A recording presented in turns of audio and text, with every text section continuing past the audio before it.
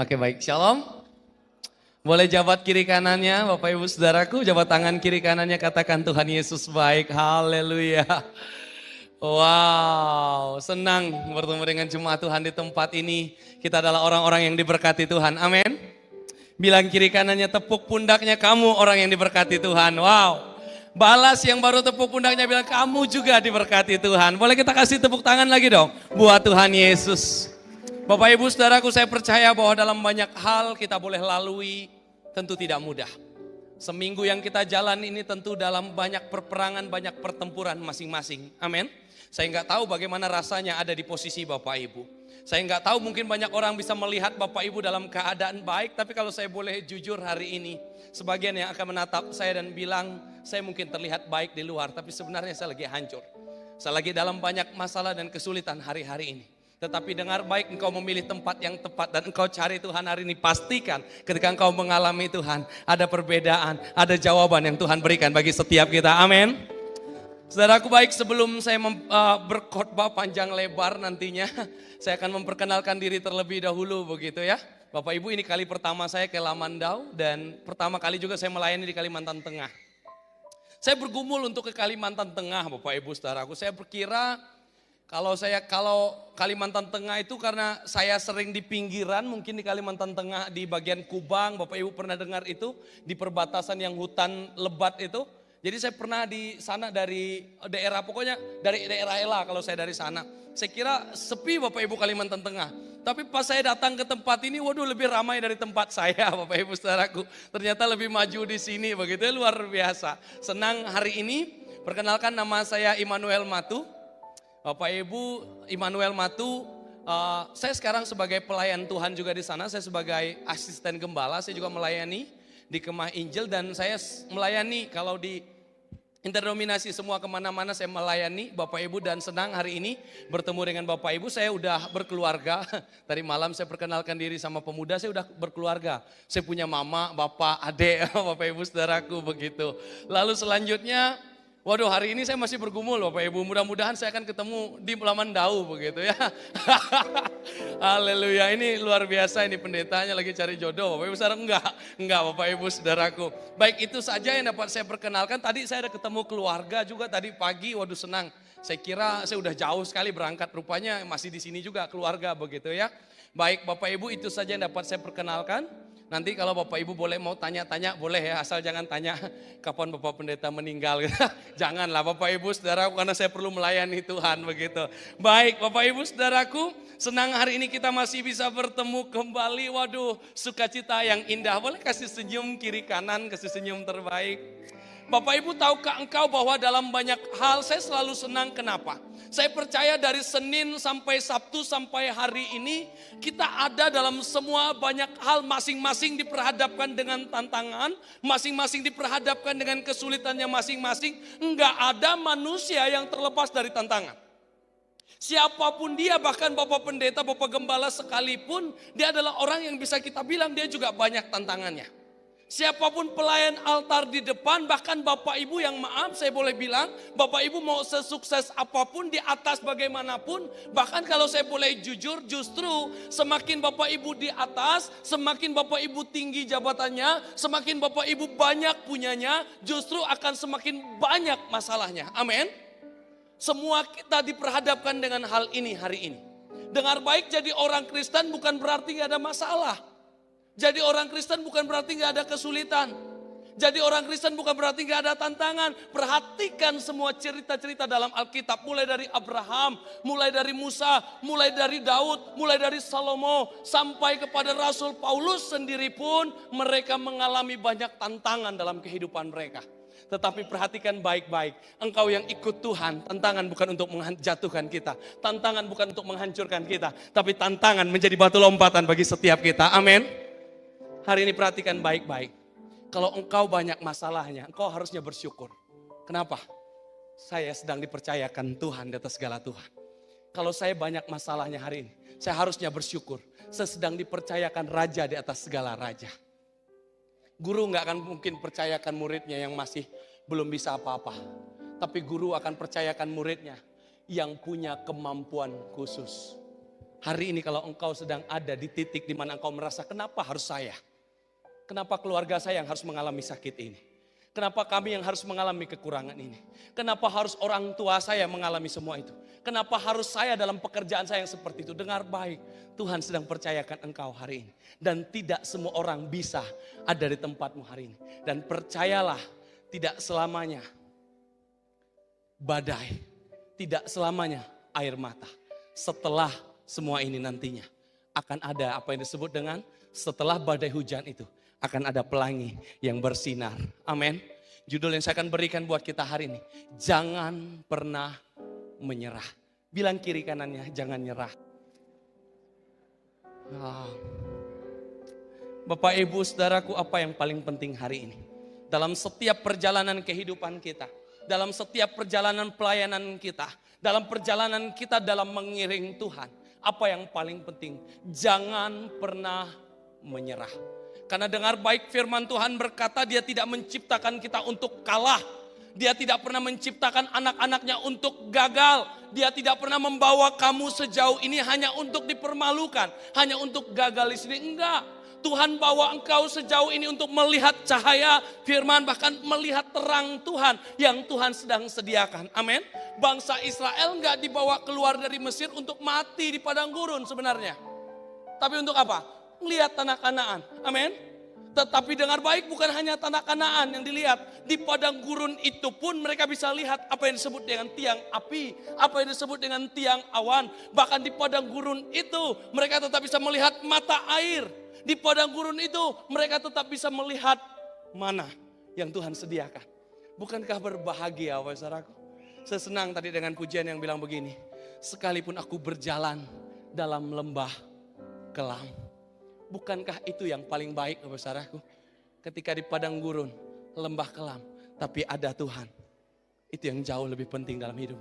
Saya paling senang dalam hidup saya. Saya syukuri Bapak Ibu Saudaraku. Ketika saya pertama kali menyerahkan hidup untuk sekolah STT, sekolah teologi di Makassar, saya selesai di STT Japrai Makassar. Bapak Gembala tahu saya STT ini. Bapak Ibu, ketika saya menyelesaikan pendidikan, saya serahkan hidup buat Tuhan. Kenapa saya bisa menyerahkan hidup dalam panggilan? Sebanyak yang nanya, kenapa mau jadi hamba Tuhan? Kenapa mau jadi pendeta? Saya tahu jadi pendeta itu gak enak. Saya gak pernah mau, seperti Pak Gembala cerita tadi malam, saya juga gak mau, Bapak Ibu Saudaraku. Saya tahu pendeta itu pasti gak enak. Karena bapak saya itu pendeta. Saya tahu rasanya bagaimana. Sulitnya bagaimana.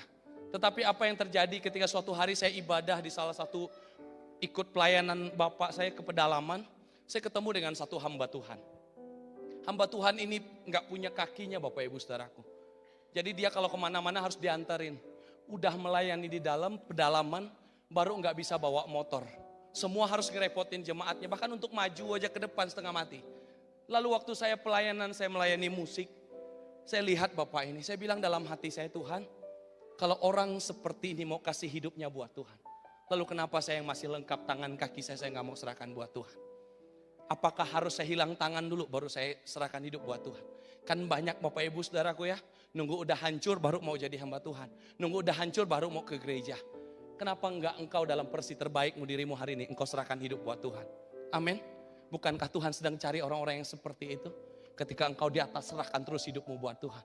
Tuhan akan pakai dahsyat dan lebih dahsyat lagi. Bukan tunggu hancur, bukan lagi tunggu enggak ada apa-apa. Tapi dengar baik, mulai dari hari ini. Singkat cerita, saya jadi gembala, Bapak Ibu, saya melayani. Apa yang terjadi 2 tahun saya pelayanan? Tiba-tiba terjadi musibah. Bapak saya yang tadinya luar biasa pelayanan, tiba-tiba jatuh sakit. Beliau harus berhenti pelayanan, semua harta benda kami dijual, sampai rumah pun kami harus jual karena beliau harus untuk pengobatan segala macam.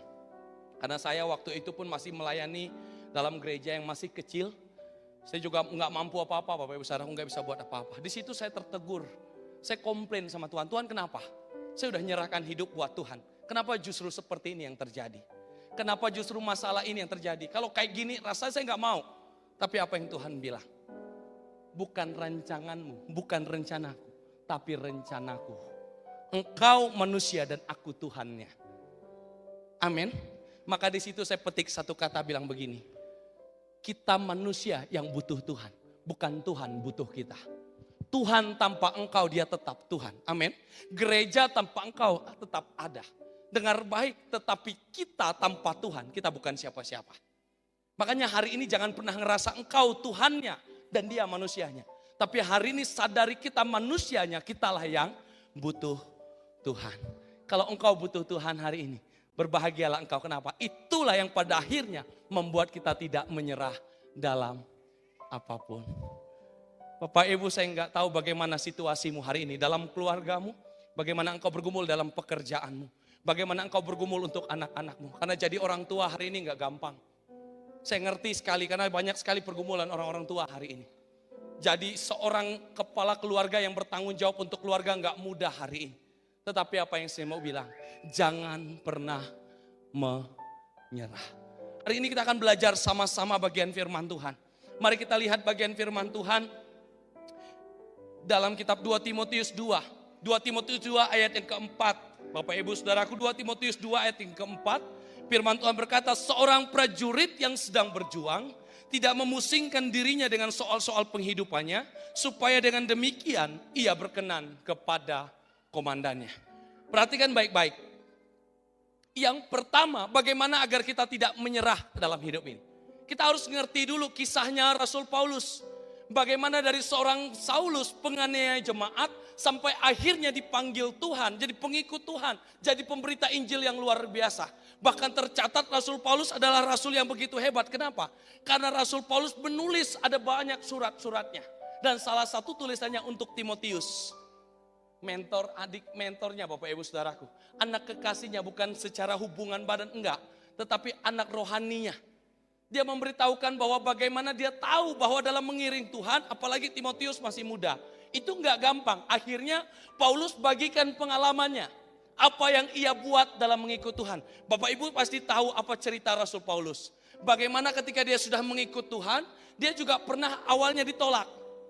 Dia juga pernah akhirnya ketika sudah jadi pelayan Tuhan, dia pernah mengalami kekurangan. Maka dia bilang apa? Aku tahu apa itu kekurangan, aku tahu apa itu kelimpahan, aku tahu bagaimana gak ada apa-apa. Aku tahu bagaimana hampir mati, aku pernah karam kapal, aku pernah ngalamin situasi yang gak enak. Perhatikan baik-baik. Jadi pengikut Tuhan, bukan berarti gak ada masalahnya. Rasul Paulus pernah alami ini. Tetapi kenapa pada akhirnya di kisah tulisan ini, pada akhirnya dia bilang begini, aku telah mengakhiri pertandingan yang baik, aku telah mencapai garis akhir, dan aku telah memelihara iman. Dalam 2 Timotius pasal yang selanjutnya, kenapa dia bisa bilang begitu? Dia berhasil. Dan untuk berhasil seperti itu apa rahasianya? Sehingga dia tetap kuat dalam melayani. Ini yang pertama. Prinsip yang pertama seperti apa yang kita baca tadi adalah, bagaimana prinsip yang bisa membuat Rasul Paulus kuat. Yang pertama adalah seorang jadi seperti seorang prajurit. Bilang kiri kanannya, kamu seorang prajurit. Wah, Bapak Ibu Saudaraku, seorang prajurit adalah seorang yang tidak pernah memusingkan dirinya dengan soal-soal penghidupannya.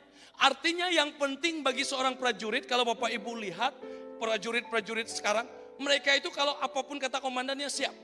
Saya ingat saya bersama dengan teman saya di Jogja, kami masuk di markas mereka lalu sedikit-sedikit siap, dia bilang, sedikit-sedikit siap, padahal lagi bawa mobil Bapak Ibu Saudaraku. Ada senior lewat, siap. Apa yang penting dari mereka? Selalu berkata siap. Dan perhatikan, prajurit tidak diciptakan, tidak dibentuk hanya untuk ada di tempat, tapi untuk berperang. Amin. Kamu diciptakan Tuhan bukan untuk gak ada apa-apa, tapi untuk berperang. Makanya hari ini kalau engkau diperhadapkan dengan banyak hal, berbahagialah engkau, Tuhan percayakan engkau. Dan ketika Tuhan bawa engkau dalam medan pertempuran, bukan untuk kalah, tapi untuk lebih daripada pemenang. Karena kalau nggak ada peperangan, nggak ada kemenangan. Bapak Ibu, bagaimana bisa dibilang menang kalau dia nggak pernah perang? Bagaimana bisa dibilang menang kalau dia nggak pernah bertempur? Lalu selanjutnya seorang prajurit selalu berkata siap, dipersiapkan untuk berperang. Seorang prajurit juga dalam semuanya prajurit tidak kenal ngeluh. Bapak Ibu Saudaraku dengar baik, prajurit gak kenal ngeluh. Gak kenal bersungut-sungut. Bagaimana dengan kita hari ini? Tahukah engkau itu prajurit? Kenapa banyak ngeluh sih sekarang? Kenapa banyak bersungut-sungut sekarang? Bagaimana cara bersyukur dalam hidup? Bapak Ibu coba sekali-sekali lihat ke bawah. Lihat bagaimana Tuhan udah bawa engkau hari ini. Saya percaya Bapak Ibu gak langsung sehebat ini. Dulu gak langsung di atas seperti ini, bukan? Amin. Dulu gak langsung seperti ini. Dihormati orang, enggak. Saya percaya dulu dari bawah.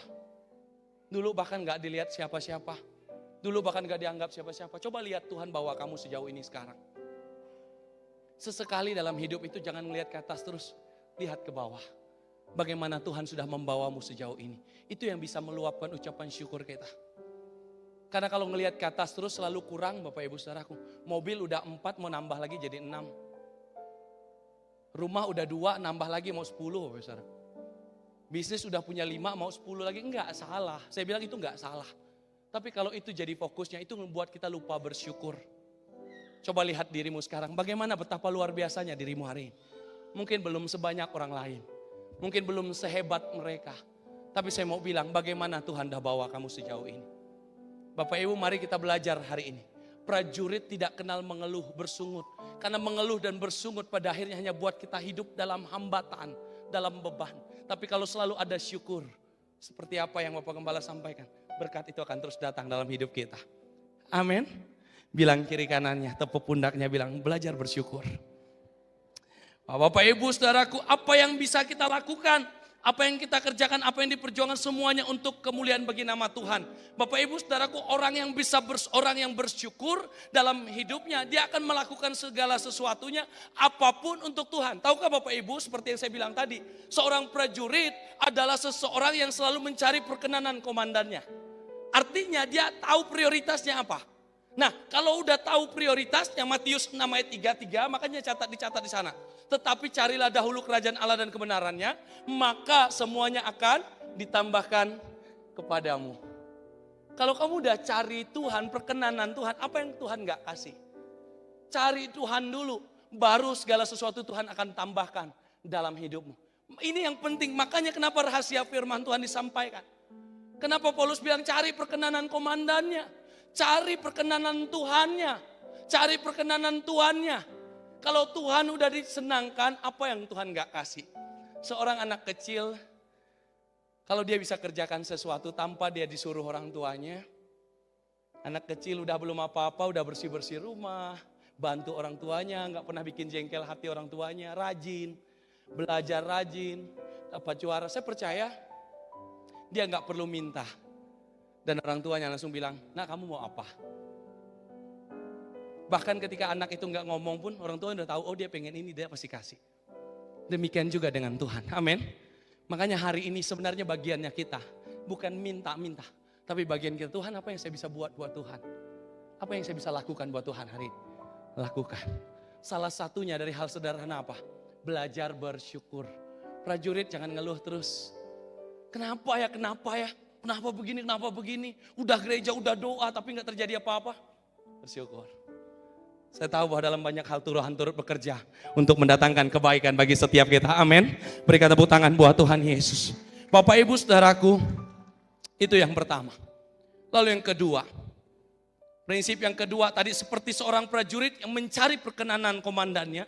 Lalu yang kedua di ayat yang kelima firman Tuhan bilang apa? Seorang olahragawan hanya dapat memperoleh mahkota sebagai juara apabila ia bertanding menurut peraturan-peraturan olahraga.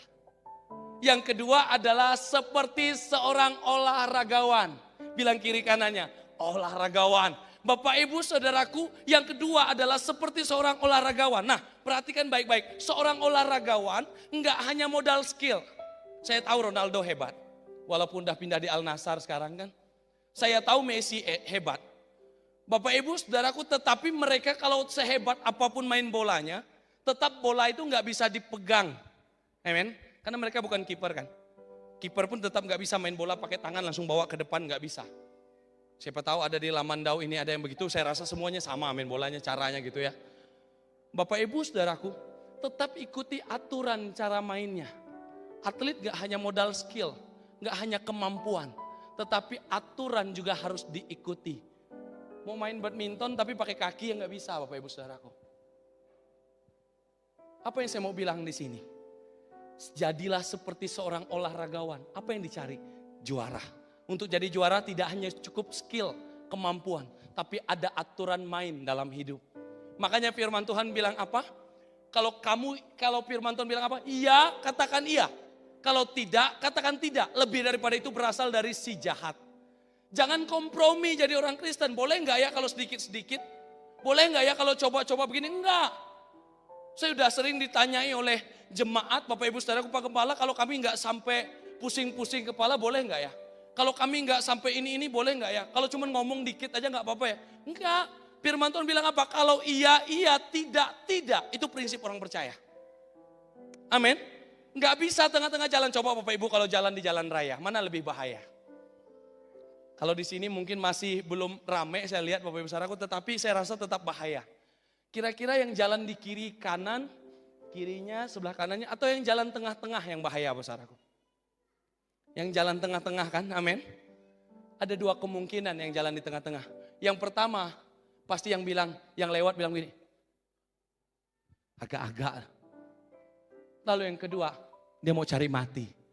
Gak bisa jalan tengah-tengah. Kalau mau buat Tuhan sepenuhnya. Kalau enggak sepenuhnya, amin. Tapi saya percaya semua kita akan memilih Tuhan dengan sepenuhnya, amin. Bapak Ibu Saudaraku, apa yang paling penting, jadilah seperti seorang olahragawan. Ikuti aturan mainnya Tuhan. Apa firman Tuhan bilang dalam Yosua 1 ayat yang ke-7 di sana dibilang begini.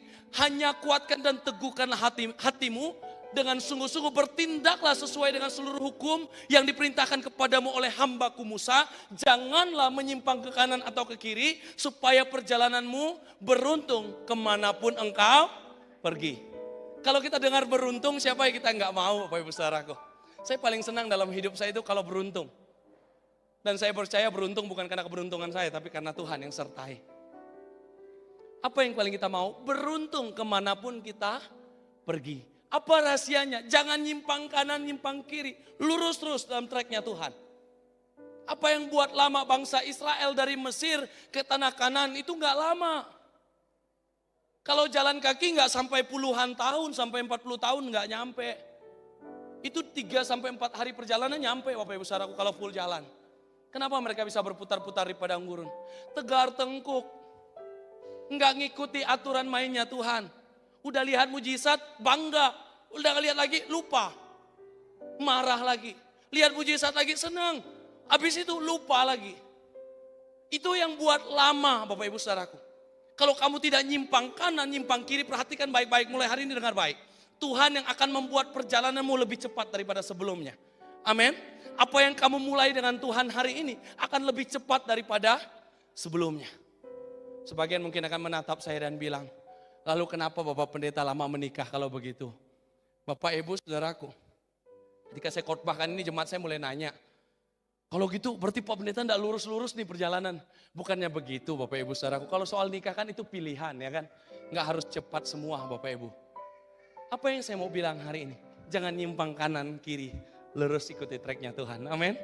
Kalau udah jauh kembali, kalau udah nggak benar sekarang kembali.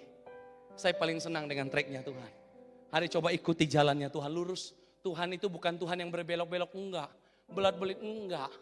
Waktu Tuhan nggak cepat tapi tepat.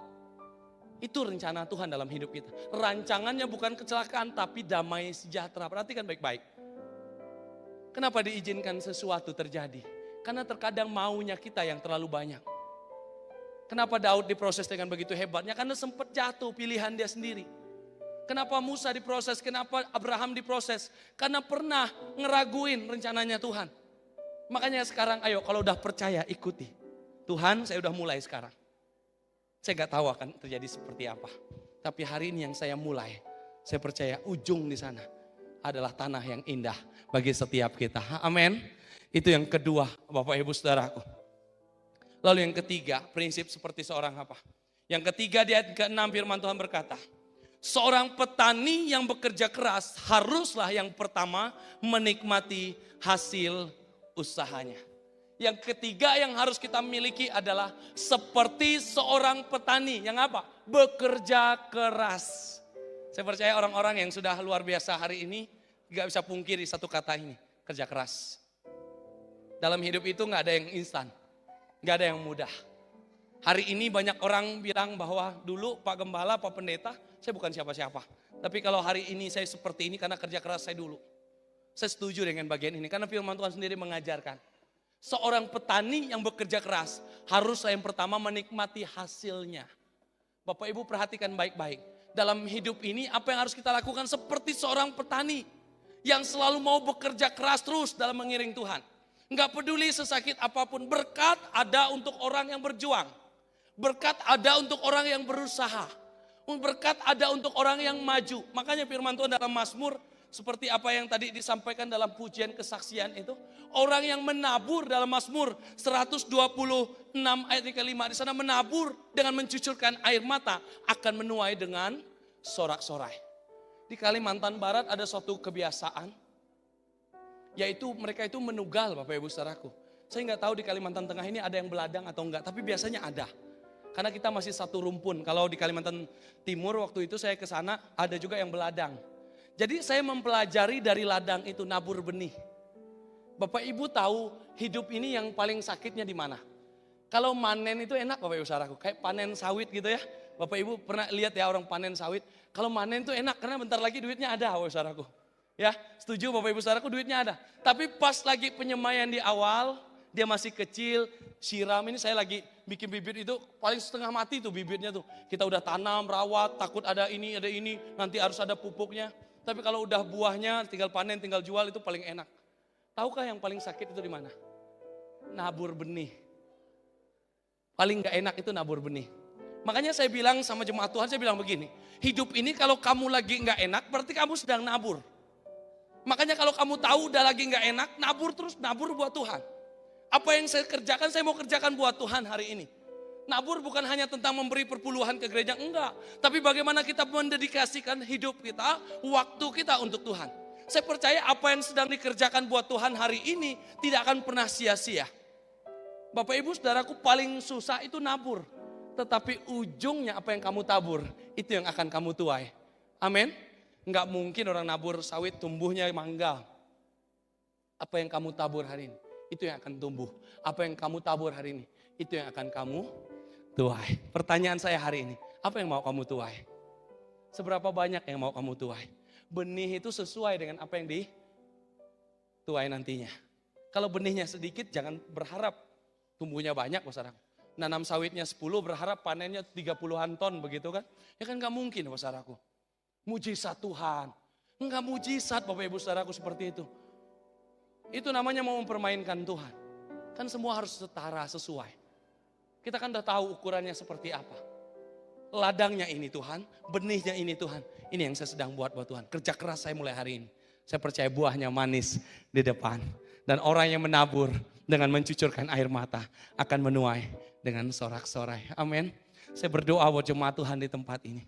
Apa yang sedang kau tabur hari ini? Mungkin hari ini engkau sedang memulai. Bahkan engkau mungkin sedang ada dalam tengah perjalanan.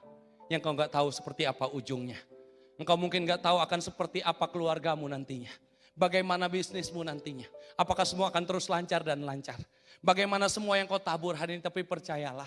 Ketika engkau terus semua kau lakukan dengan Tuhan. Saya percaya ujung-ujungnya luar biasa.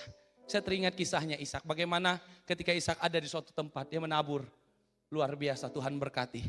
Bapak Ibu Saudaraku, hari ini tergantung bagaimana dengan engkau. Dengan siapa, bersama dengan siapa engkau menabur. Bersama dengan siapa engkau melakukan segala sesuatu. Makanya kitab Amsal bilang apa? Amsal 3 bilang begini, akuilah dia dalam segala lakumu, maka ia yang akan meluruskan jalanmu. Bapak Ibu, ini yang paling kita senangi bukan? Akui ya, artinya libatkan Tuhan. Ayo bagaimana dengan kita hari ini? Pagi hari apa yang kita pikirkan? Apa yang kita mulai? Segala sesuatu sebelum mengerjakannya, apa yang kita lakukan? Apakah kita mulai semuanya dengan doa? Dan hari ini saya senang kita ada di tempat ini. Dan saya percaya kita semua sedang memulai dan melakukan segala sesuatunya dengan Tuhan. Inti dari semuanya pada akhirnya apa?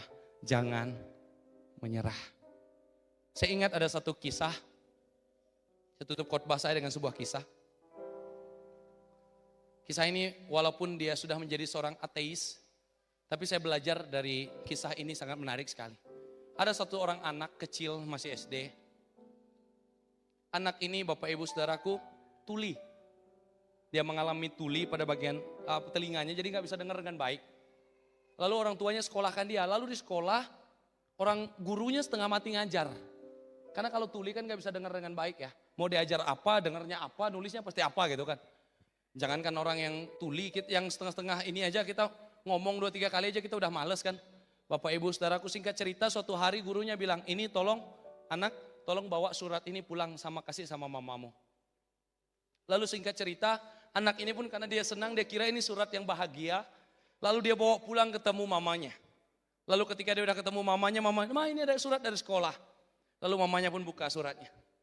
Bapak Ibu tahu, isi surat itu bilang begini. Tolong keluarkan anak ibu dari sekolah. Karena kami sudah tidak sanggup mengajar anak ibu dan anak ibu bodoh.